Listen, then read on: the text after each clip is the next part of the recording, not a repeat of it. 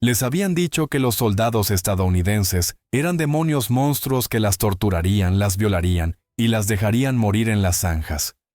Pero cuando 247 mujeres japonesas bajaron del barco de transporte en la bahía de San Francisco, el 12 de septiembre de 1945, el enemigo no las quebró con violencia, las quebró con algo mucho más peligroso: amabilidad, chocolate y sonrisas que no tenían sentido.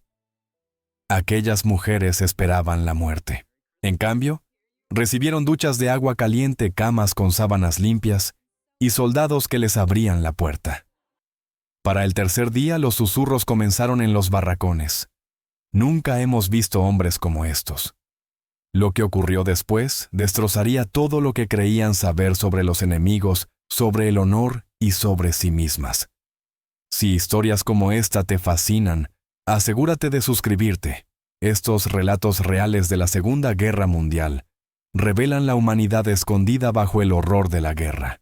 La niebla de septiembre cubría densa la bahía de San Francisco, volviendo el mundo gris y frío. El barco de transporte avanzaba lentamente por el agua con los motores gimiendo como si estuvieran exhaustos.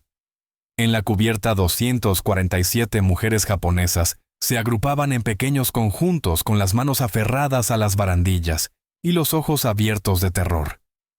La mayoría eran jóvenes entre 18 y 30 años. Habían servido como enfermeras, operadoras de radio, traductoras y secretarias para el ejército imperial japonés en todo el Pacífico. Ahora llevaban uniformes desgarrados, el cabello enmarañado y sucio, los rostros hundidos por semanas de raciones escasas a bordo del barco. Algunas sujetaban pequeñas bolsas que contenían todo lo que poseían. Otras no tenían nada. El aire olía a agua salada mezclada con combustible diésel. Gaviotas graznaban sobre sus cabezas, girando alrededor del barco como buitres. A través de la niebla, el puente Golden Gate apareció lentamente con sus torres rojas elevándose como un sueño imposible. Las mujeres lo contemplaron en silencio. Ninguna había visto algo así. En Japón, la mayoría de los puentes habían sido reducidos a escombros. Y allí estaba uno que parecía tocar el cielo. Intacto. Perfecto. Imposible. «Nos matarán cuando desembarquemos», susurró Ko, una enfermera de 22 años de Osaka. Su voz temblaba al dirigirse a la mujer a su lado, Yuki, quien había trabajado como operadora de radio en Filipinas. Yuki no respondió. Solo miraba la costa que se acercaba con la mandíbula apretada. Había visto lo que sucedía con los prisioneros. Había escuchado las historias. Los oficiales de propaganda se lo habían repetido una y otra vez. Los estadounidenses son salvajes. Torturarán a las mujeres japonesas. Les arrebatarán la dignidad. La muerte será una misericordia comparada con lo que las espera. La sirena del barco sonó 3 veces, grave y lúgubre. Las mujeres se estremecieron ante el sonido. Algunas comenzaron a llorar en silencio. Otras murmuraron plegarias a sus ancestros pidiendo fuerza. Unas pocas permanecieron inmóviles, incapaces de moverse o pensar, con la mente en blanco por el miedo. Cuando el barco atracó en el muelle militar, aparecieron soldados estadounidenses abajo de pie en formaciones relajadas, fumando cigarrillos y conversando entre ellos. Las mujeres se acercaron más a las barandillas, mirando hacia esos hombres a quienes les habían enseñado a temer. Pero algo no encajaba. Los soldados no gruñían, no gritaban amenazas, ni siquiera apuntaban sus fusiles al barco. Simplemente esperaban, algunos riendo por algún comentario entre amigos. Uno de ellos levantó la mano y saludó hacia la cubierta, un gesto casual, casi amistoso. Ko agarró el brazo de Yuki. «¿Lo viste? Nos saludó». «Tal vez es una trampa», susurró Yuki, «para hacernos sentir seguras antes de...». No terminó la frase. Ninguna quería imaginar lo que vendría después. La pasarela descendió con un clang metálico. Oficiales estadounidenses aparecieron en lo alto de la rampa con portapapeles en mano, gritando órdenes en inglés que las mujeres no entendían. Un traductor, un soldado nipoamericano, dio un paso adelante y habló en su idioma. Saldrán del barco en una sola fila. Serán registradas, recibirán exámenes médicos y se les asignarán dormitorios. Nadie las dañará. Son prisioneras de guerra bajo la protección de la Convención de Ginebra. Las mujeres se miraron entre sí confundidas. ¿Convención de Ginebra? ¿Qué significaba eso? Ko nunca había oído esas palabras. Yuki sí, pero solo en murmullos, nunca explicados. Comenzaron a avanzar lentamente con renuencia por la pasarela. Cada paso se sentía como caminar hacia una ejecución. La madera crujía bajo sus pies mientras la niebla se arremolinaba alrededor. Y abajo los soldados estadounidenses las observaban descender con expresiones que no eran de ira ni de crueldad, sino de algo completamente distinto, curiosidad, casi ternura. El pie de Ko tocó por primera vez suelo estadounidense. Esperaba sentir horror, pero solo sintió confusión, porque el primer soldado con el que se cruzó le sonrió. No era una sonrisa cruel ni burlona, solo una sonrisa, y eso resultó de algún modo más aterrador que cualquier arma. Las mujeres fueron conducidas a un gran edificio blanco que olía a desinfectante y a algo floral que no pudieron identificar. Dentro las esperaban enfermeras estadounidenses, sus uniformes impecables y sus rostros serenos y profesionales. Aquello fue la primera sorpresa, mujeres. Los estadounidenses habían enviado mujeres para recibirlas. «Por favor, quítense los uniformes y colóquenlos en estas bolsas», dijo el traductor. «Se les dará ropa limpia después de su examen médico y la ducha». El pánico recorrió al grupo. Quitarse los uniformes frente a extraños. Ko sintió cómo su rostro ardía de vergüenza. En Japón, la modestia lo era todo. Ser vista desnuda por extraños era una humillación peor que la muerte. ¿Pero qué opción tenían? Lentamente, con renuencia, comenzaron a desvestirse. Algunas mujeres se dieron la vuelta tratando de ocultarse. Otras se movieron rápido como si la velocidad pudiera borrar la vergüenza. Las enfermeras estadounidenses se movían entre ellas con una eficiencia suave y amable, sin juicio, sin burla. Simplemente entregaban a cada mujer una toalla blanca y señalaban hacia la siguiente sala. El examen médico fue rápido pero minucioso. Las enfermeras revisaron heridas, infecciones y signos de enfermedad. Tomaban notas en tablillas, hablaban entre ellas en un inglés suave, y de vez en cuando sonreían con ternura a las mujeres asustadas frente a ellas. Una enfermera notó las manos temblorosas de Ko y colocó suavemente la suya sobre su hombro. «Está bien», dijo en inglés.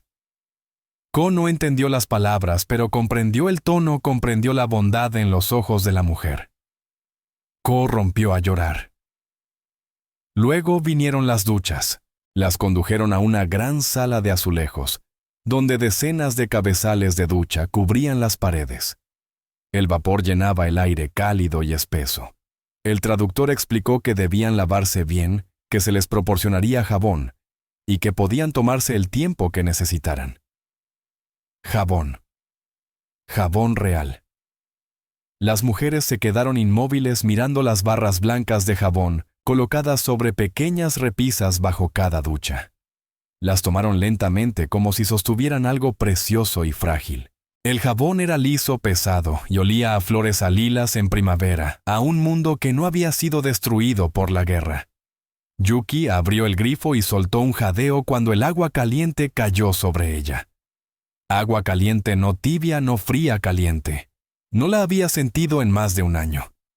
En los hospitales de campaña donde había trabajado, tenían suerte si conseguían agua. A su alrededor, otras mujeres lloraban mientras se lavaban. Algunas reían entre lágrimas con un sonido agudo y casi histérico. Otras simplemente se quedaban bajo el agua dejando que corriera por sus rostros, su cabello, sus cuerpos, lavando meses de suciedad, miedo y agotamiento. Ko se frotó la piel hasta que se puso rosada. Se lavó el cabello 3 veces pasando los dedos por los enredos que creía permanentes. El jabón hacía una espuma espesa y blanca, y el aroma a flores la envolvía como en un sueño. Pensó en el jardín de su madre en Osaka, en cómo olían los cerezos en abril antes de que llegara la guerra. Cuando por fin salieron les dieron ropa interior limpia, sencillos vestidos grises y calcetines de algodón suave. Los vestidos eran simples pero limpios, y les quedaban razonablemente bien. Algunas mujeres se miraron en los espejos de la pared casi sin reconocerse. Limpias. Se veían limpias. Una mujer mayor llamada Tamoko se tocó la cara frente al espejo con los ojos muy abiertos. Lo había olvidado, susurró. Olvidé que podía verme así. Pero bajo el alivio, bajo el inesperado consuelo, algo más oscuro se agitaba, confusión, vergüenza. Se suponía que debían estar sufriendo. Se suponía que debían ser torturadas. En cambio, les habían dado jabón, agua caliente y ropa limpia. ¿Qué clase de enemigo hacía eso con sus prisioneras? Las llevaron a un comedor que podía albergar a 300 personas. Largas mesas cruzaban la sala, cada una cubierta con un mantel blanco impecable. El olor las golpeó antes de entrar: pan horneado, carne cocinándose, café recién hecho, mantequilla derritiéndose. El aroma era tan rico, tan abrumador, que varias mujeres se detuvieron en la puerta incapaces de avanzar. «Por favor, tomen asiento», dijo el traductor. «Se servirá el almuerzo». Las mujeres caminaron lentamente hacia las mesas y se sentaron con la espalda rígida y las manos cruzadas sobre el regazo. Se miraban con los ojos muy abiertos, llenos de miedo. Esto no podía ser real. Tenía que ser algún tipo de trampa. Tal vez la comida estaba envenenada. Tal vez era la última comida antes de la tortura. Soldados estadounidenses con uniformes blancos de cocina aparecieron llevando grandes bandejas. Pasaban entre las filas colocando platos frente a cada mujer. Co miró su plato y sintió que el aliento se le detenía. Pollo asado dorado y brillante, puré de papas con un charco de salsa marrón, judías verdes, una gruesa rebanada de pan blanco con un trozo de mantequilla amarilla, y junto al plato, un vaso de leche fría y una taza de café humeante. No había visto tanta comida en un solo plato en 3 años. A su alrededor, las demás mujeres permanecían inmóviles mirando sus comidas. Nadie se movía, nadie comía. Solo observaban la comida como si pudiera desvanecerse si parpadeaban. «Por favor, coman», dijo el traductor con suavidad. «Es para ustedes». Aún así nadie se movió. Finalmente Yuki tomó el tenedor. Su mano temblaba mientras cortaba un pequeño trozo de pollo y lo llevaba a su boca. Masticó despacio cerrando los ojos. El sabor estalló en su lengua, rico, sabroso, real. Masticó y tragó. Y entonces empezó a llorar. Eso rompió la represa. Las mujeres a su alrededor comenzaron a comer, algunas lentamente, y con cuidado, otras con desesperación, como si la comida pudiera serles arrebatada en cualquier momento. Lágrimas corrían por sus rostros mientras masticaban. Algunas reían entre bocados, un sonido desesperado y alegre al mismo tiempo. Otras comían en silencio con los ojos fijos en sus platos, sin poder comprender lo que estaba sucediendo. Co mordió el pan y la suavidad de la textura la hizo jadear. Había comido pan hecho de aserrín y corteza de árbol durante el último año de la guerra. Este pan era blando, blanco, perfecto. Untó mantequilla sobre el pan con los dedos temblorosos y dio otro bocado. La riqueza del sabor la mareó. Al otro lado de la mesa, Tamoko lloraba tanto que no podía comer. Sostenía un trozo de pollo en la mano, mirándolo fijamente, todo su cuerpo sacudido por los sollozos. «Mis hijos», susurró. «Mis hijos se están muriendo de hambre en Tokio, y yo estoy comiendo pollo». La culpa las golpeó a todas al mismo tiempo. Mientras ellas se sentaban allí comiendo pollo asado y puré de papas, sus familias en Japón hurgaban entre los escombros buscando sobras. Sus hijos comían sopa de hierba. Sus padres morían de hambre en las ruinas de las ciudades bombardeadas. Y ellas estaban allí. El enemigo las alimentaba mejor de lo que su propio país lo había hecho jamás. Algunas mujeres apartaron los platos incapaces de continuar. Otras lo comieron todo, impulsadas por un hambre tan profunda que anulaba la vergüenza y la culpa. Algunas comían y lloraban al mismo tiempo, las lágrimas cayendo sobre su puré de papas, sus cuerpos incapaces de decidir entre el alivio y la angustia. Los soldados estadounidenses observaban desde los bordes de la sala con expresiones indescifrables. Algunos parecían incómodos cambiando el peso de un pie a otro. Un joven soldado susurró a otro: «Están llorando». «Deberíamos hacer algo, déjalas comer», respondió el soldado mayor en voz baja. «Estarán bien». Pero lo estarían, no estaba segura. Ya no estaba segura de nada. El enemigo se suponía que era cruel. Se suponía que las odiaba. Pero aquello se sentía completamente distinto, y eso era lo más aterrador de todo. Después de la comida, las mujeres fueron conducidas a sus barracones. Caminaban aturdidas con el estómago lleno por primera vez en meses, las mentes luchando por comprender lo que estaba ocurriendo. Los barracones eran edificios de madera sencillos, pintados de blanco con pequeñas ventanas y hileras ordenadas de camas en el interior. Camas no esteras en el suelo, no montones de paja, camas verdaderas con marcos de metal, colchones, almohadas y mantas dobladas. Cada cama tenía un pequeño baúl de madera a sus pies. El traductor explicó que podían guardar allí sus pertenencias personales, que podían escribir cartas a casa si lo deseaban, que se les proporcionarían papel y lápices. Cartas a casa. Podían escribir a sus familias. Ko eligió una cama junto a la ventana y se sentó lentamente sobre el colchón. Era suave, no lujoso, pero suave. Presionó la mano sobre él sintiendo cómo cedía bajo su peso, y luego recuperaba su forma. No había dormido en un colchón desde que dejó Japón hacía 2 años. A su lado, Yuki pasaba la mano sobre la manta de lana con una expresión distante. «Es gruesa», dijo en voz baja. «Es invierno en California y nos dieron mantas gruesas». Otras mujeres exploraban los barracones abriendo baúles, probando las camas, susurrándose entre sí con incredulidad. Al fondo de la sala una pequeña estufa de leña. Esperaba fría pero lista. El traductor explicó que se encendería por las noches para mantenerlas calientes. Tomoko se sentó en su cama y enterró el rostro entre las manos. «Esto está mal», susurró. «Todo esto está mal. Somos prisioneras. Se supone que debemos sufrir. Se supone que debemos pagar por lo que hizo nuestro país». Pero en lugar de eso, miró a su alrededor las camas, las mantas, las ventanas con cortinas. En lugar de castigarnos, nos tratan como seres humanos. Esa noche, cuando cayó la oscuridad y las luces se atenuaron, las mujeres se acostaron en sus camas envueltas en sus mantas cálidas, escuchando los sonidos desconocidos de una base militar estadounidense, camiones retumbando a lo lejos, soldados, llamándose unos a otros en inglés, el zumbido bajo de los generadores. Afuera los grillos cantaban y en algún lugar sonaba una radio con música suave jazz, completamente ajena. Ko subió la manta hasta el mentón y miró el techo.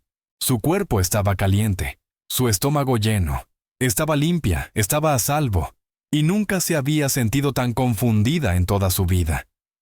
Pensó en las películas de propaganda que había visto en Japón, aquellas que mostraban a los estadounidenses como monstruos sin alma, sin honor, sin misericordia.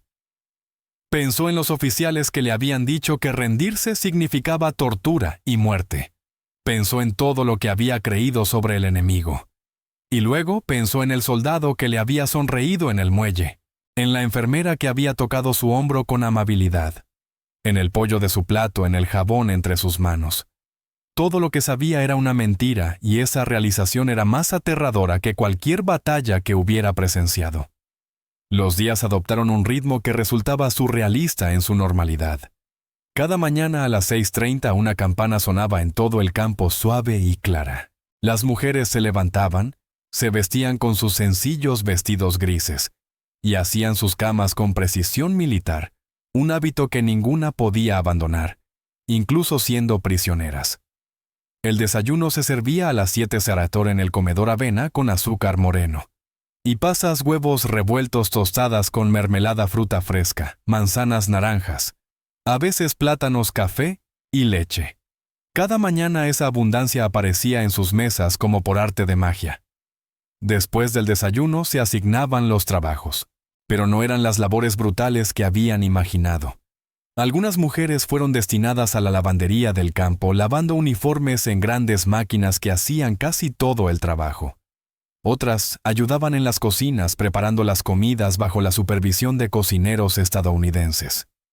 Unas pocas con conocimientos de inglés fueron asignadas a traducir documentos o enseñar frases básicas en japonés a soldados americanos curiosos. Ko fue asignada al hospital del campo para ayudar a las enfermeras con tareas básicas, doblar vendajes, organizar suministros, limpiar el equipo.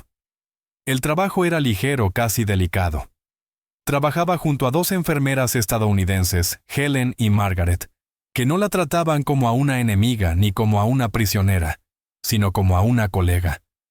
Le mostraban cómo usar el equipo médico, le enseñaban palabras en inglés para distintos materiales, y a veces compartían su almuerzo con ella.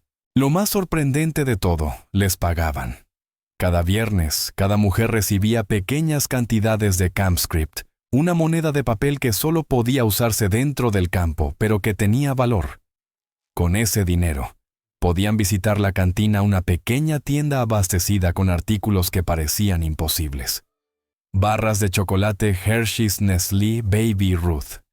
Las mujeres se quedaban frente al mostrador de dulces como niñas, ante un santuario con los ojos muy abiertos. En Japón, el chocolate había desaparecido hacía años, reservado solo para la élite militar. Allí las prisioneras podían comprarlo con el salario de su trabajo.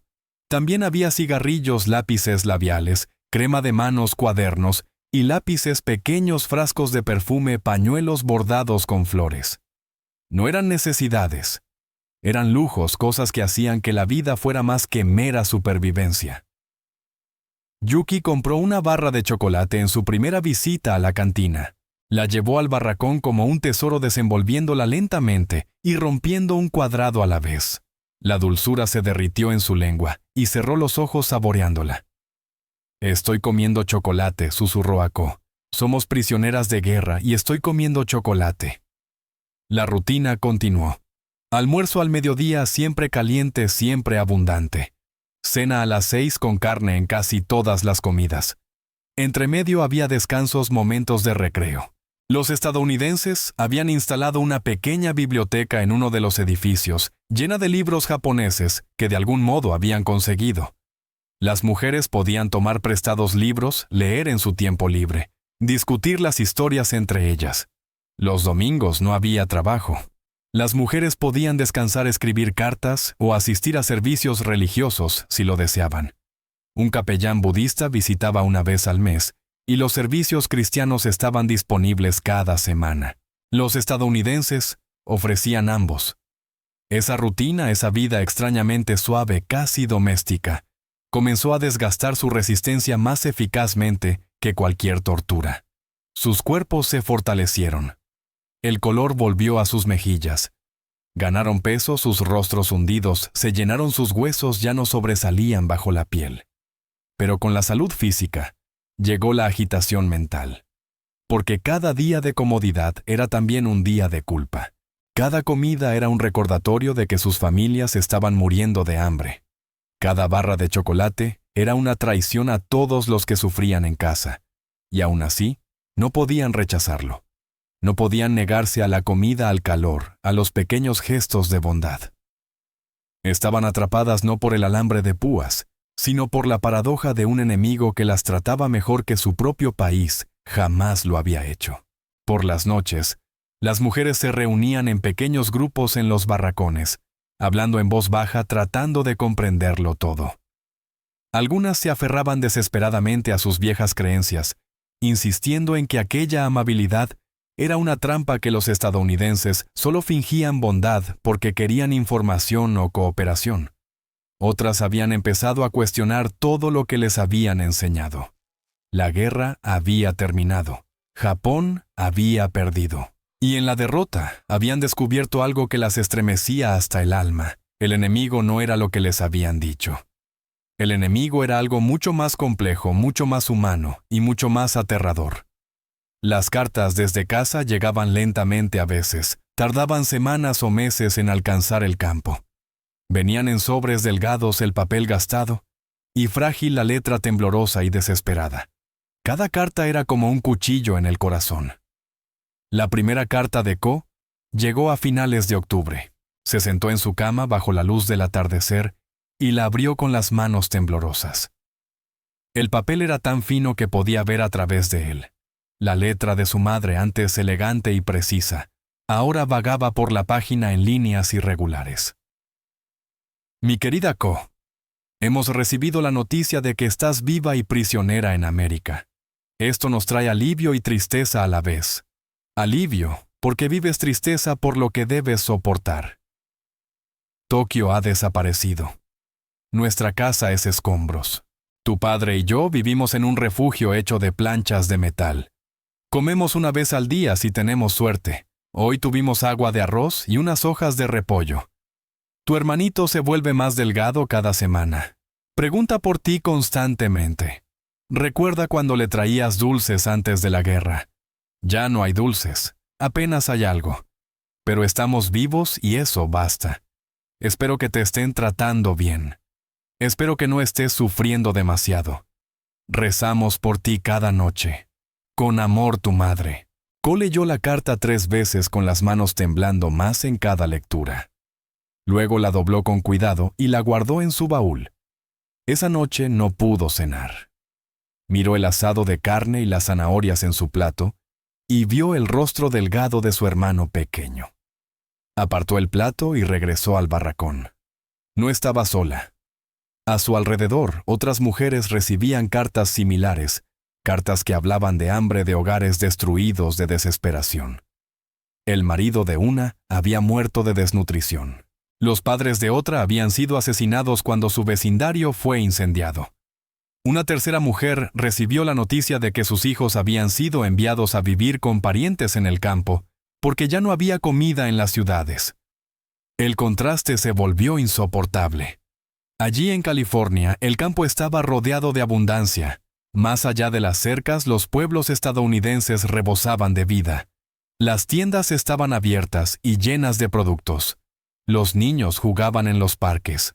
Las familias conducían sus autos por calles limpias bordeadas de casas que nunca habían sido bombardeadas.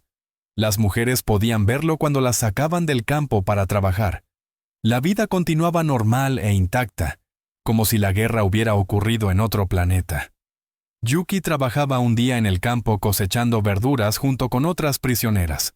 A la hora del almuerzo, el guardia estadounidense que las supervisaba abrió su lonchera metálica y compartió sus sándwiches con las mujeres. Lo hizo con naturalidad como si no tuviera importancia. Jamón y queso en pan blanco envuelto en papel encerado. Los repartía como un hombre que alimenta a las palomas en un parque. Mi esposa además explicó a través del traductor. Sabe que ustedes tienen hambre. Su esposa, una mujer que jamás las había conocido, había preparado sándwiches para las prisioneras enemigas, porque pensaba que podían tener hambre. Yuki tomó el sándwich con ambas manos, inclinándose profundamente con lágrimas corriéndole por el rostro. Esa noche escribió en un diario que había comenzado a llevar la esposa del guardia, envió sándwiches. No nos conoce, éramos sus enemigas. Su país luchó contra el nuestro, y la gente murió por eso. Pero ella envió sándwiches. ¿Cómo puedo odiar a personas así? ¿Cómo puedo seguir siendo leal a un imperio que me dejó morir de hambre mientras el enemigo me alimenta? La transformación física era imposible de ocultar. Las mujeres se veían más saludables que en años. La piel les brillaba, el cabello les relucía. Volvieron a tener carne en los huesos. Cuando se veían reflejadas en los vidrios o los espejos, apenas se reconocían. Tomoko se paró una mañana frente a un espejo en el lavadero, mirando su propio rostro. «Me veo como antes de la guerra», susurró. «Me veo sana. Me veo alimentada». Se tocó la mejilla sintiendo la suavidad, la ausencia del hueso afilado. Luego pensó en los rostros demacrados de sus hijos en la última fotografía que había recibido y se apartó del espejo, incapaz de seguir mirándose. La culpa era aplastante. Estar bien alimentada mientras tu familia moría de hambre, dormir en una cama caliente, mientras tus padres vivían entre escombros, comer chocolate, mientras tus hijos recolectaban hierbas para hervirlas en agua. Era una tortura más sofisticada que cualquier paliza. Era la tortura de recibir compasión cuando creías merecer castigo, de ser tratada con dignidad cuando esperabas crueldad, de descubrir que todo lo que te habían enseñado sobre el honor, el sacrificio y los enemigos era una mentira. Y esa mentira dolía más que cualquier cuchillo. Fueron los pequeños momentos los que las desarmaron, los gestos casuales de bondad que no tenían sentido, Los breves encuentros que resquebrajaban los muros cuidadosamente construidos de odio y miedo. Una tarde Ko llevaba un montón de sábanas dobladas al hospital cuando tropezó con una tabla suelta del suelo. Las sábanas volaron por el aire cayendo por todo el pasillo. Se arrodilló de inmediato tratando de recogerlas con el rostro ardiendo de vergüenza. En Japón, una torpeza así le habría valido una dura reprimenda, quizá algo peor. Pero en lugar de enojo, oyó risas. No burlonas, sino cálidas suaves.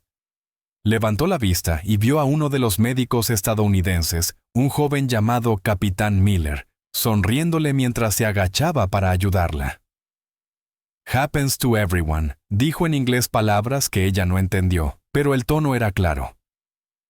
No estaba enojado, ni siquiera molesto, solo estaba ayudando. Juntos recogieron las sábanas. Cuando terminaron, él le entregó la pila, le hizo un saludo en broma, todavía sonriendo, y se alejó silbando una melodía que ella no reconoció. Ko se quedó un minuto entero en el pasillo, sosteniendo las sábanas, tratando de comprender lo que acababa de ocurrir. Un oficial estadounidense, se había arrodillado en el suelo para ayudarla a una prisionera enemiga a recoger la ropa, y luego le había sonreído. ¿Quiénes eran estas personas? Otro día Yuki regresaba del campo cuando escuchó música. Siguió el sonido hasta una ventana abierta de uno de los barracones estadounidenses. Dentro, un grupo de soldados jóvenes estaba reunido alrededor de un fonógrafo escuchando un disco de jazz y riendo. Uno de ellos la vio afuera y la saludó para que se acercara. ¿Te gusta la música?, le preguntó mediante gestos, ya que ninguno hablaba el idioma del otro. Yuki asintió con timidez. El soldado desapareció unos segundos y regresó con el disco en la mano. ¿Se lo entregó? «Gift», dijo usando una de las pocas palabras en japonés que conocía. «Puricento». Ella miró el disco en sus manos. Glenn Miller and His Orchestra. Trató de devolvérselo negando con la cabeza, pero el soldado rehusó. No, quédatelo. Es para las chicas de tu barracón. Esa noche las mujeres se reunieron mientras Yuki ponía el disco en el pequeño fonógrafo que les habían dado para su recreo. La música llenó el barracón brillante, enérgica, completamente estadounidense. Algunas mujeres fruncieron el ceño y se alejaron incapaces de disfrutar la música de sus enemigos, pero otras cerraron los ojos y se mecieron suavemente dejando que el ritmo las envolviera. La música era música sin importar de dónde viniera. El momento más poderoso llegó en noviembre, cuando la primera ola de frío golpeó California. Las mujeres despertaron una mañana con escarcha en las ventanas y el aliento visible en el aire. Se acurrucaron bajo las mantas, temiendo el frío que sabían se filtraría hasta los huesos. Pero en el desayuno, el comandante estadounidense hizo un anuncio a través del traductor. «Hemos ordenado mantas adicionales y abrigos cálidos para todas las prisioneras. Deberían llegar la próxima semana. Mientras tanto, hemos aumentado el carbón para sus estufas. Manténganse abrigadas». Eso fue todo. Sin discursos, sin esperar gratitud, solo una simple declaración de que habían notado el frío y se estaban ocupando de ello. Tomoko se sentó durante el desayuno con lágrimas corriendo por su rostro. «Se dan cuenta cuando tenemos frío», susurró a las mujeres que la rodeaban. «El enemigo se da cuenta cuando tenemos frío y nos trae mantas». Pensó en el invierno que su familia había pasado en Hiroshima 2 años antes de la bomba, cuando quemaban los muebles para mantenerse calientes, porque el ejército había requisado todo el carbón. Pensó en los labios azules de sus hijos y en sus cuerpos temblorosos. Pensó en cómo su propio gobierno había mirado a sus ciudadanos y solo había visto recursos para usar y desechar. Y allí estaba el enemigo trayendo mantas porque las prisioneras podían tener frío. La disonancia cognitiva era insoportable. Y fue en esos pequeños gestos, el doctor que ayudaba con la ropa, el soldado que regalaba su música, el comandante, que ordenaba mantas, cuando su visión del mundo comenzó a desmoronarse por completo. Porque, ¿cómo odias a alguien que te trata como a un ser humano? ¿Cómo mantienes la lealtad a una causa cuando el enemigo te muestra más compasión que tus propios líderes? Estas preguntas las atormentaban y no había buenas respuestas. Para diciembre, la guerra interna dentro de cada mujer se había vuelto más brutal que cualquier batalla externa que hubieran presenciado. Ko pasaba la mayoría de las noches despierta mirando el techo oscuro del barracón, con la mente girando en círculos que nunca llegaban a una conclusión. Durante el día trabajaba en el hospital, ayudando a las enfermeras estadounidenses con sus tareas. Ya había aprendido suficiente inglés para entender órdenes básicas e incluso mantener conversaciones simples. La enfermera Helen había comenzado a enseñarle términos médicos, repitiendo pacientemente las palabras hasta que Ko podía pronunciarlas correctamente. Ayer Helen le había apretado el hombro y le dijo: «Eres una natural para esto. Deberías ser enfermera después de la guerra. Después de la guerra». Como si hubiera un después, como si Ko tuviera un futuro más allá del alambre de púas, más allá de ese extraño limbo de ser una enemiga tratada como una invitada. Por la noche sacaba las cartas de su madre y las leía bajo la linterna escondida bajo su manta. Las palabras nunca cambiaban, pero dolían más cada vez. Hambre, frío, desesperación. Su hermanito cada vez más débil. Su padre tosiendo sangre porque le había dado su ración de comida a los niños. Y allí estaba ella ganando peso aprendiendo inglés, siendo elogiada por una enfermera estadounidense. La culpa era física. Se alojaba en su pecho como una piedra dificultándole respirar. Cada bocado de comida le sabía a traición. Cada noche cálida en su cama le parecía un crimen. Vivía mejor que nunca en Japón, mejor que la mayoría de los civiles japoneses, incluso antes de la guerra. Y lo hacía en cautiverio bajo el poder del enemigo. ¿Qué la convertía eso en realidad? ¿Una sobreviviente? ¿Una traidora? Ambas. Ninguna. La lucha de Yuki era distinta pero igual de dolorosa. Había sido una patriota devota, una creyente ferviente en el emperador y en la causa del Gran Asia Oriental. Se había ofrecido voluntariamente para servir, había creído cada palabra de la propaganda y había estado dispuesta a morir por Japón. Pero ahora cada una de sus creencias se estaba resquebrajando. Le habían dicho que los estadounidenses eran racistas que tratarían a los japoneses como subhumanos. Sin embargo, cada día veía a los soldados estadounidenses tratándolas con un respeto sencillo, natural, que no tenía sentido dentro de su visión del mundo. Le habían dicho que la cultura americana era superficial y corrupta, pero se descubría a sí misma tarareando las melodías de jazz que oía en la radio. Le habían dicho que rendirse era una deshonra peor que la muerte, y sin embargo allí estaba ella, viva, limpia, sana. Y la deshonra que sentía no tenía que ver con haberse rendido, sino con lo cómoda que se había vuelto su vida.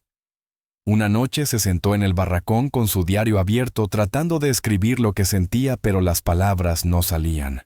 ¿Cómo podía explicárselo a sí misma y mucho menos a alguien más? Finalmente escribió: «Me he convertido en el enemigo.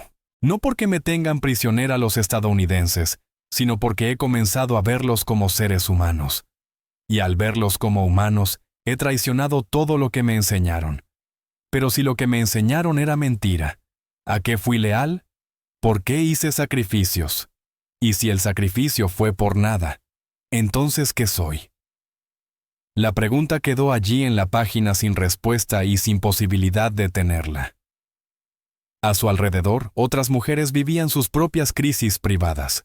Algunas lidiaban con ello aferrándose aún más a su odio, negándose a hablar con los estadounidenses, comiendo su comida en silencio amargo, aceptando las comodidades pero rechazando cualquier conexión humana. Estas mujeres se sentaban aparte con los rostros duros y las miradas frías. Aceptaban sobrevivir pero nada más.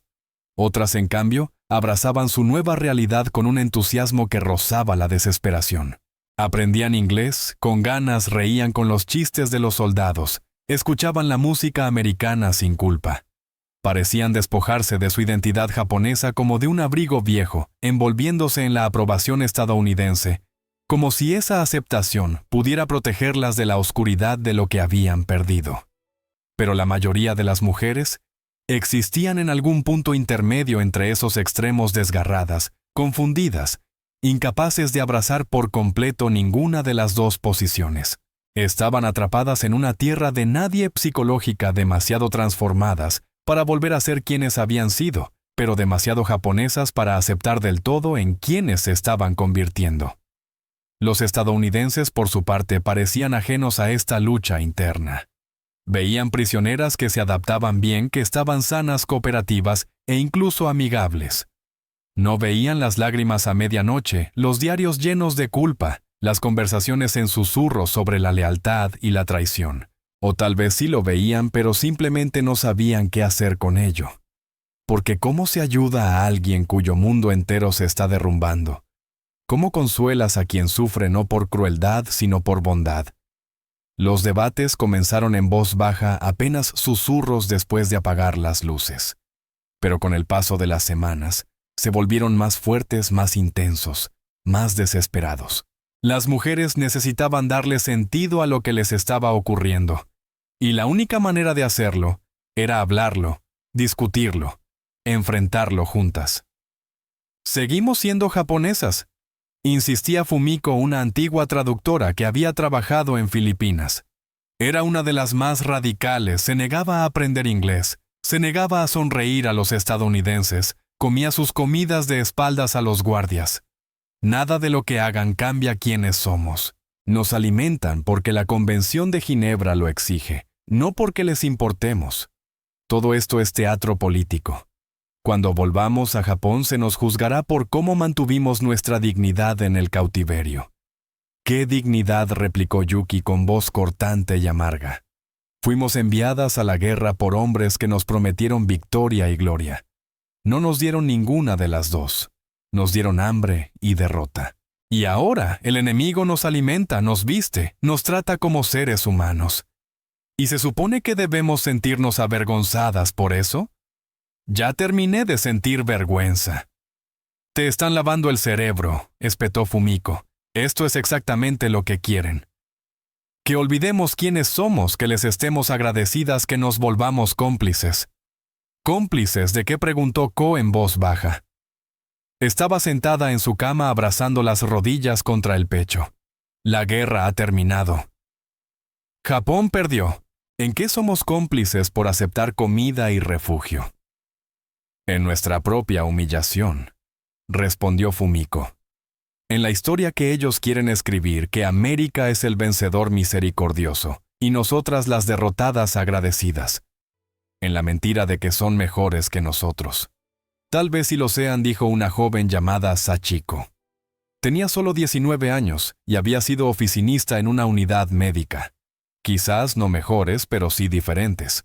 Me enseñaron que los estadounidenses no tenían honor, que no respetaban la vida humana. Pero he visto más respeto aquí que en todo el ejército imperial.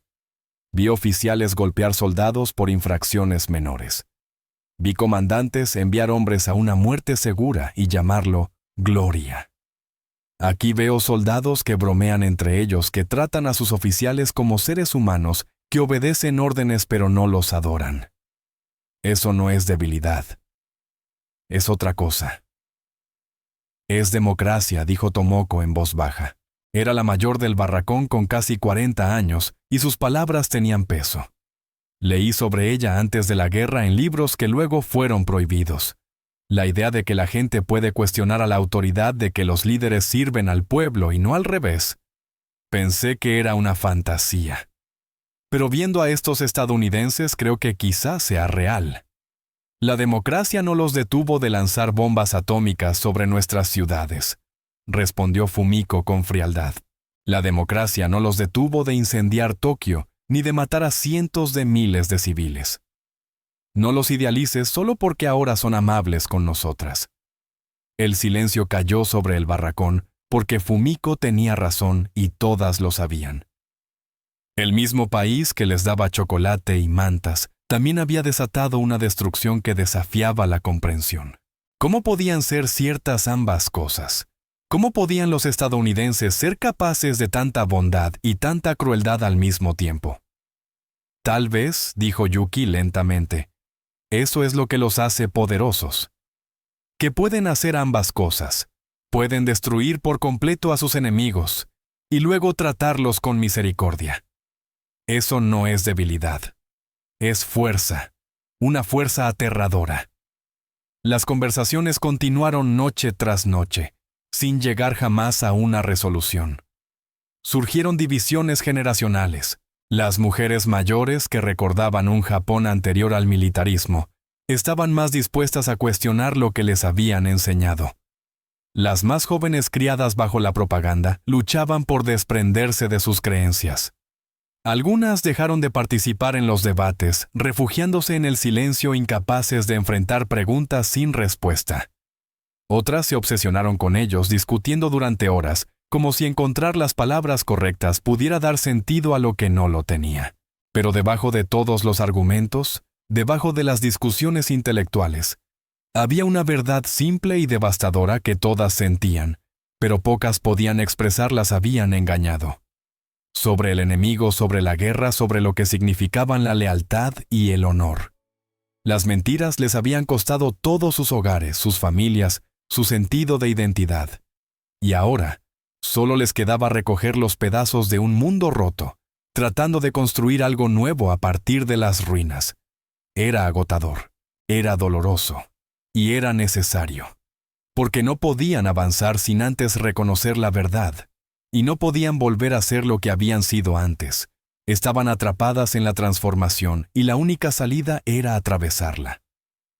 El punto de inflexión llegó a finales de diciembre, cuando el campo organizó una celebración de Navidad.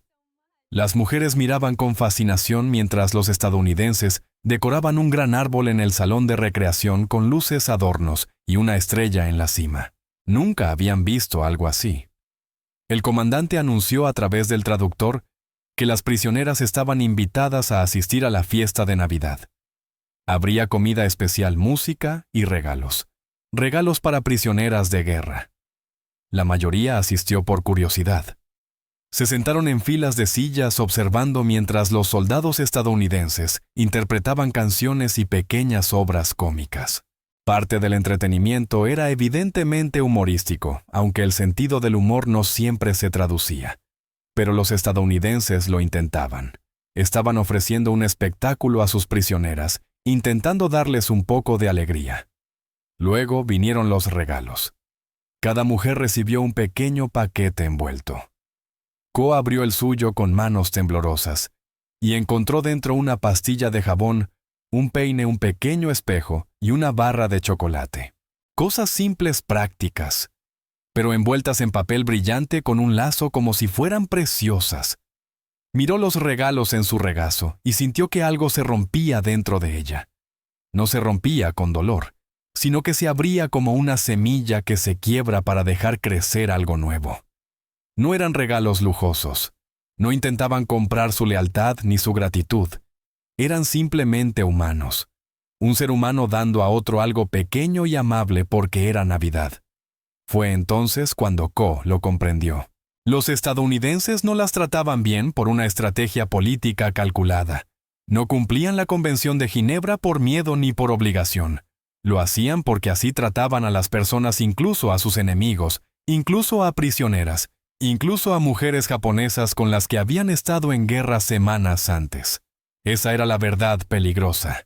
El poder estadounidense no provenía solo de bombas y balas, sino de la idea de que cada persona tenía valor, de que incluso tu enemigo merecía dignidad básica, de que la victoria no requería crueldad.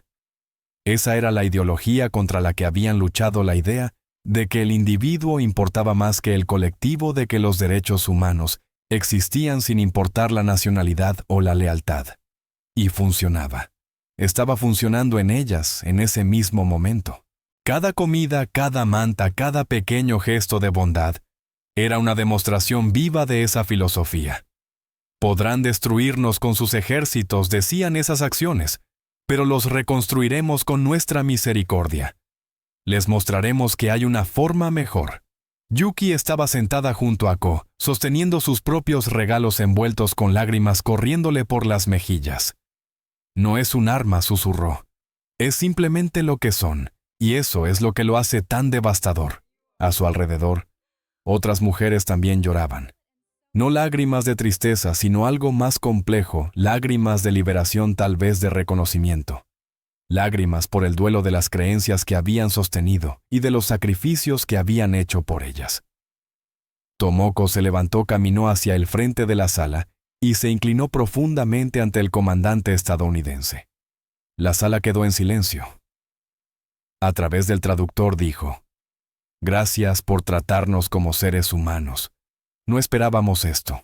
Nos enseñaron a esperar crueldad, pero ustedes nos han mostrado algo diferente, algo que aún no entendemos del todo, pero por lo cual estamos agradecidas». El comandante pareció incómodo con el agradecimiento, cambiando el peso de un pie a otro, el rostro ligeramente enrojecido. «Solo seguimos las reglas, señora», dijo. «La Convención de Ginebra exige el trato adecuado a las prisioneras. No estamos haciendo nada especial». Pero sí lo estaban. Absolutamente lo estaban. Porque seguir reglas que protegían incluso a tus enemigos, tratar a los prisioneros con dignidad, incluso cuando tu propia gente había muerto a manos de los suyos, elegir la misericordia cuando podías elegir la venganza, eso lo era todo. Ese era el verdadero punto. A medida que la fiesta continuó, algo cambió en los barracones. Las más radicales se volvieron menos numerosas. Los debates se hicieron más silenciosos. Una fatiga colectiva se apoderó de las mujeres, el agotamiento de la resistencia finalmente desmoronándose. No podían mantener su odio frente a una humanidad tan constante. No podían aferrarse a la propaganda que decía que los estadounidenses eran demonios cuando esos mismos demonios les estaban dando regalos de Navidad. No podían seguir siendo leales a un imperio que las había abandonado, cuando el enemigo era lo único que las mantenía con vida. La transformación no estaba completa. Tomaría años, quizás décadas, para que algunas mujeres procesaran completamente lo que les había sucedido. Pero en ese momento, en ese salón, decorado con un árbol de Navidad, con regalos envueltos, y soldados estadounidenses cantando villancicos, algo fundamental cambió. Empezaron a ver a sus captores no como enemigos, sino como personas. Personas imperfectas, sin duda. Personas capaces de cosas terribles, ciertamente, pero personas al fin y al cabo. Y al ver eso, comenzaron a cuestionar todo lo demás que les habían enseñado. El arma más peligrosa que poseía Estados Unidos no era la bomba atómica. Era la simple y radical idea de que la dignidad humana trascendía las fronteras nacionales. Y esa arma estaba funcionando exactamente como se había diseñado. El momento del espejo llegó en enero de 1946, un martes cualquiera por la tarde. Co trabajaba en el hospital organizando suministros médicos en una sala de almacenamiento cuando vio su reflejo en la puerta de cristal de un gabinete. Se detuvo, miró fijamente. Al principio no se reconoció.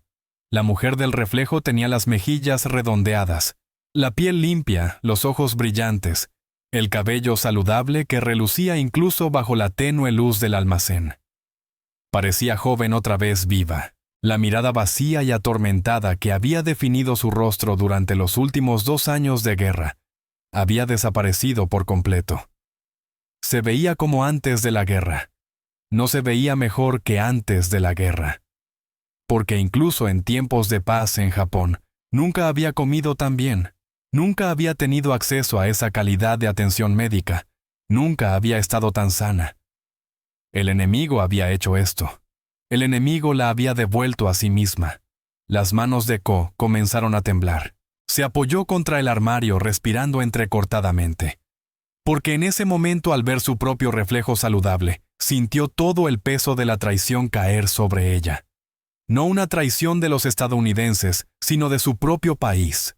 Japón le había arrebatado su juventud, su salud, su inocencia, y las había usado como combustible para una máquina de guerra. Japón le había dado propaganda en lugar de comida e ideología, en lugar de medicina, exigido sacrificios sin ofrecer nada a cambio. Japón le había dicho que el sufrimiento era noble, que el hambre era honorable, que morir por el emperador era la más alta vocación. Todo mentira. Todo había sido mentira. Porque allí estaba ella, prisionera de guerra, más sana y feliz de lo que jamás había sido como ciudadana libre del imperio. Allí estaba alimentada, vestida y tratada con dignidad por las mismas personas que le habían enseñado a temer y odiar. Los estadounidenses no la habían quebrado con crueldad, la habían quebrado con la verdad. La verdad de que ella merecía ser alimentada, cuidada tratada como un ser humano. Y esa verdad demolió todo lo que creía saber sobre la lealtad, el honor y el sacrificio. Se deslizó hasta el suelo apoyando la espalda contra el gabinete y rompió a llorar. No con lágrimas silenciosas, sino con sollozos profundos y desgarradores que provenían de un lugar primitivo y herido. Lloró por la niña que había creído en la propaganda.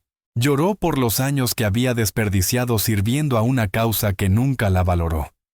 Lloró por su familia, aún sufriendo en Japón, aún atrapada en la mentira.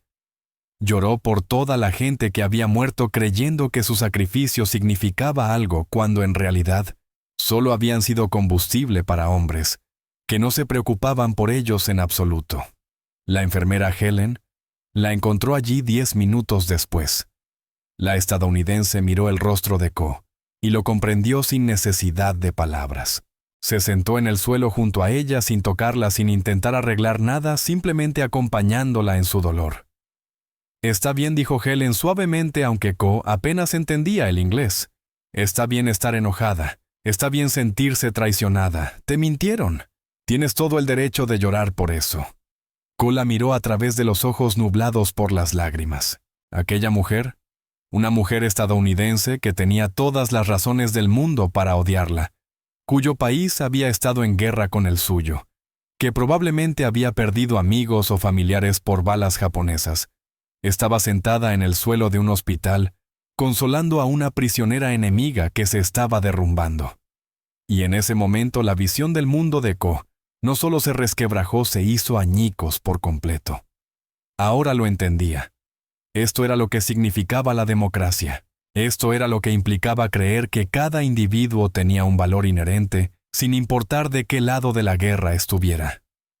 Esta era la filosofía contra la que Japón había luchado, la idea de que los derechos humanos no eran otorgados por emperadores, ni ganados mediante sacrificio, sino que simplemente existían, porque los seres humanos existían. Japón había perdido la guerra. Pero más que eso, la ideología de Japón había quedado vacía, desprovista de sentido. Porque cuando pones ambos sistemas uno al lado del otro, uno que trata a las personas como herramientas del Estado y otro que las reconoce como individuos con dignidad, la diferencia es innegable. Pensó en su hermanito en Tokio hambriento. Pensó en el soldado estadounidense que el día anterior había compartido su almuerzo con ella. Pensó en el emperador en su palacio intacto ante el sufrimiento de su pueblo. Pensó en el comandante estadounidense que había ordenado mantas extra para las prisioneras con frío. La comparación era devastadora e imposible de negar. Esa noche Ko se puso de pie en el barracón y habló ante las mujeres reunidas. Su voz era baja pero firme. «Hoy me vi en un espejo», dijo. «Me vi saludable y me di cuenta de que me veo mejor ahora como prisionera de lo que jamás me vi como ciudadana libre de Japón. Y no es porque América sea perfecta. Es porque Japón nos falló. Nos falló completa y absolutamente». Miró alrededor a los rostros que la observaban, algunos solidarios, otros escépticos. «No digo que debamos olvidar quiénes somos. No digo que debamos volvernos americanas. Pero sí digo que debemos reconocer la verdad. Nos mintieron sobre la guerra, sobre el enemigo, sobre lo que nuestro país estaba realmente defendiendo. Y hasta que no reconozcamos eso, no podremos avanzar». El silencio llenó el barracón. Luego, lentamente, una por una, las mujeres comenzaron a asentir. Algunas lloraron, otras apartaron la mirada, pero la mayoría asintió. Porque todas se habían visto a sí mismas en los espejos. Todas habían sentido la disonancia cognitiva de estar más sanas en cautiverio que en libertad. Todas habían luchado con la misma y devastadora revelación. El enemigo las había tratado como seres humanos, y al hacerlo, había revelado que su propio país nunca lo había hecho. Ese fue el momento en que todo cambió. No gradualmente, sino de golpe, como una represa que se rompe. La resistencia a la negación, el aferrarse desesperadamente a las viejas creencias. Todo se desbordó en una ola de dolorosa y liberadora verdad. Seguían siendo japonesas. Siempre lo serían.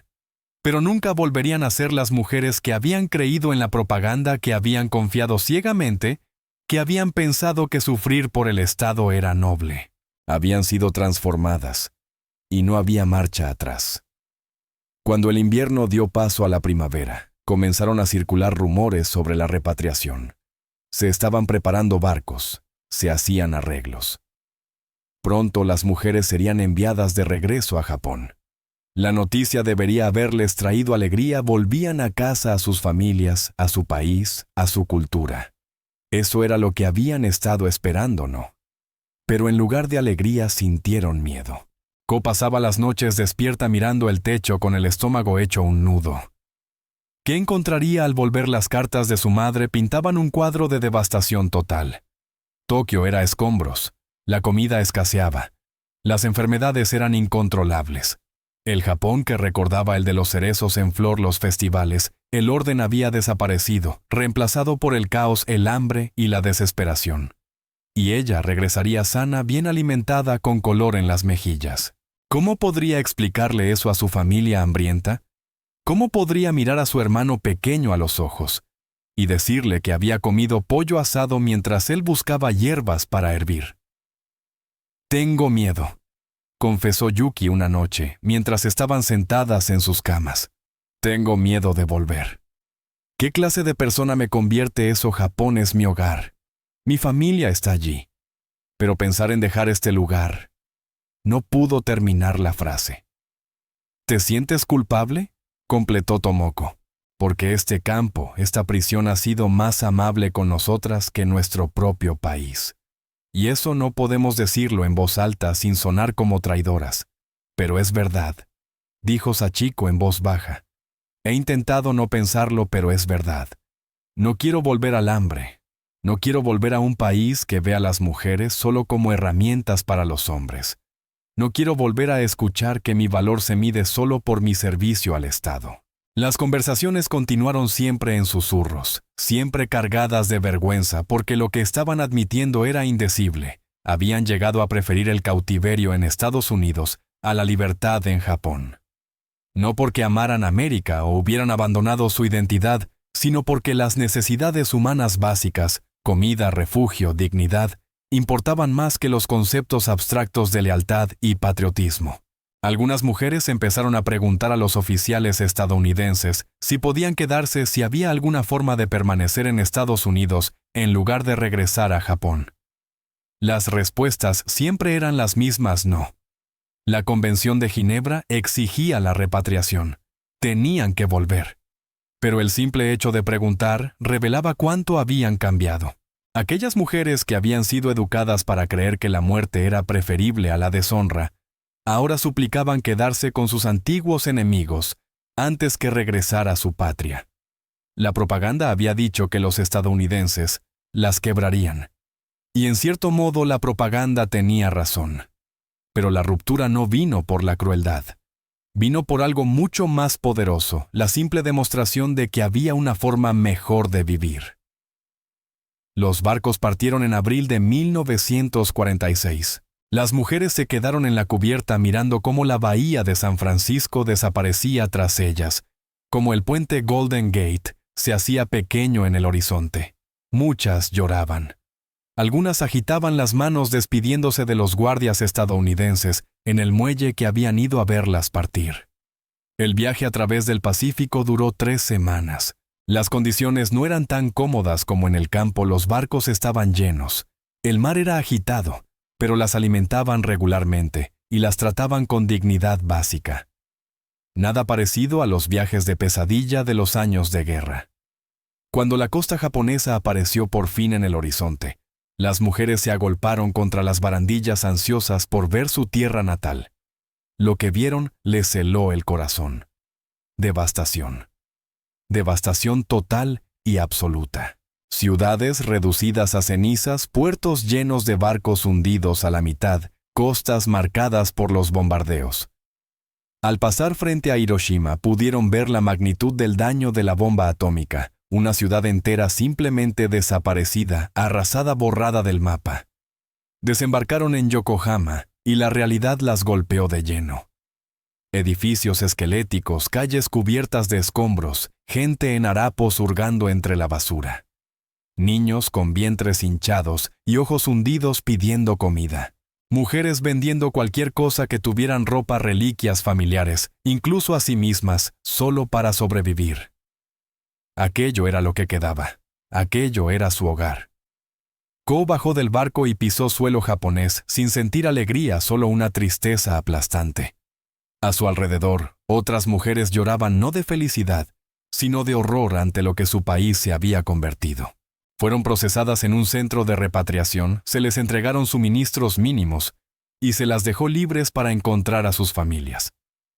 Ko tomó un tren hacia Tokio, observando por la ventana un paisaje destruido. Bosques quemados, puentes colapsados, pueblos fantasmas donde antes había ciudades llenas de vida. Encontró a su familia en un refugio improvisado en lo que alguna vez había sido un vecindario próspero. Su madre había envejecido 20 años. Su padre estaba enfermo de tuberculosis. Su hermano pequeño, ahora de 12, estaba tan delgado que apenas lo reconoció. Cuando la vieron sana, de rostro redondeado, claramente bien alimentada, sus primeras expresiones fueron de alegría. Pero esa alegría pronto se tornó en confusión y luego en algo distinto. Algo que se parecía a una acusación. «¿Te ves bien?», dijo su madre con cautela. «Los americanos te trataron bien». Ko asintió, incapaz de hablar, con lágrimas cayendo por su rostro, porque entendió lo que su madre no decía. «Tú comías mientras nosotros moríamos de hambre. Estabas a salvo mientras sufríamos. Estuviste con el enemigo mientras nosotros lo perdíamos todo». La culpa que había sentido en el campo no era nada comparada con la que sentía ahora. Pasaron los años. Japón se reconstruyó, transformándose lentamente de un país en ruinas a una potencia económica. La ocupación terminó. La democracia echó raíces torpemente al principio, luego con más firmeza. Las mujeres que habían sido prisioneras en Estados Unidos se dispersaron por todo el país reconstruyendo sus vidas, rara vez hablando de sus experiencias, pero habían cambiado. Fundamentalmente, irrevocablemente cambiado. Ko se convirtió en enfermera, inspirada por su tiempo trabajando en el hospital del campo americano. Nunca se casó, eligiendo dedicar su vida a sanar a otros. En la década de 1960, abrió una pequeña clínica en Tokio, tratando a sus pacientes con una filosofía que había aprendido en cautiverio, que toda persona, sin importar su estatus o procedencia, merece dignidad y cuidado. Conservó sus libros de texto de enfermería americanos, aquellos que la enfermera Helen le había regalado al despedirse. A veces, cuando la clínica estaba en silencio, los hojeaba y recordaba a la mujer que se había sentado a su lado en el suelo de un hospital, mientras ella lloraba. Yuki se casó con un soldado estadounidense durante la ocupación y se mudó a California. Fue un escándalo en su familia, pero a ella no le importó. Había visto lo suficiente como para saber que el amor y la bondad importaban más que el orgullo nacional. Crió a 3 hijos que crecieron bilingües y biculturales, igualmente cómodos con los palillos y los tenedores, enseñándoles que la identidad no tenía por qué ser singular ni pura. Tomoko regresó con sus hijos y pasó el resto de su vida intentando explicarles lo que había aprendido: que la propaganda es peligrosa, que cuestionar la autoridad no solo es aceptable, sino necesario, que su valor como seres humanos no provenía del servicio al Estado, sino de su humanidad inherente. La mayoría de las mujeres nunca habló públicamente de su tiempo como prisioneras. La vergüenza era demasiado profunda, las contradicciones demasiado dolorosas. Pero en privado, en conversaciones con sus hijas y nietas, transmitieron lo aprendido. Les enseñaron a cuestionar, a pensar críticamente, a reconocer la propaganda cuando la vieran. Les enseñaron que el enemigo no siempre es quien te dicen que es, y que a veces las personas que te tratan con más humanidad son las que menos esperas. Y así el jabón, el chocolate, las sábanas limpias. Todo eso se convirtió en algo más que objetos físicos. Se transformó en símbolos del arma más devastadora que poseía Estados Unidos: la simple creencia de que toda vida humana tiene valor. Incluso la de los enemigos. Incluso la de quienes habían luchado contra ti. Para aquellas prisioneras japonesas, el sabor del chocolate y el olor del jabón se convirtieron en pruebas vivientes de que todo lo que les habían enseñado era una mentira, que el enemigo podía mostrar misericordia, que la dignidad era más poderosa que la crueldad, que a veces lo más difícil de soportar no es el odio sino la bondad de aquellos que esperabas que te odiaran. En sus últimos años, Cole contó a su sobrina sobre su tiempo en el campo americano. La joven nacida décadas después del fin de la guerra, la escuchaba con los ojos muy abiertos. «¿Entonces los americanos fueron buenos contigo?», preguntó. Co negó lentamente con la cabeza. «No es tan simple. Ellos lanzaron bombas atómicas sobre nuestras ciudades. Mataron a cientos de miles de civiles. Fueron capaces de cosas terribles». Hizo una pausa mirando por la ventana hacia el Tokio moderno, todo vidrio, acero y prosperidad. Pero también fueron capaces de tener compasión, de tratar a sus enemigos con dignidad. Y esa compasión me cambió más que cualquier castigo podría haberlo hecho. Me obligó a cuestionarlo todo. Y esas preguntas me llevaron a la verdad. Una verdad dolorosa, pero verdad al fin. Sonrió con tristeza. Pasé toda mi vida tratando de transmitir lo que aprendí, que tu enemigo puede tratarte mejor que tu propio pueblo. Que la propaganda siempre es una mentira sin importar quién la pronuncie. Que la dignidad humana trasciende las fronteras y el nacionalismo. Estas lecciones me costaron todo lo que alguna vez creí, pero me dieron algo más valioso: la capacidad de ver con claridad. Esa es la historia que vale la pena recordarla, de aquellas mujeres que descubrieron que el verdadero campo de batalla no estaba entre naciones, sino entre ideologías. Una que veía a los humanos como herramientas y otra que los veía como individuos dignos de protección incluso cuando eran tus enemigos. Porque la historia está llena de verdades incómodas como esta.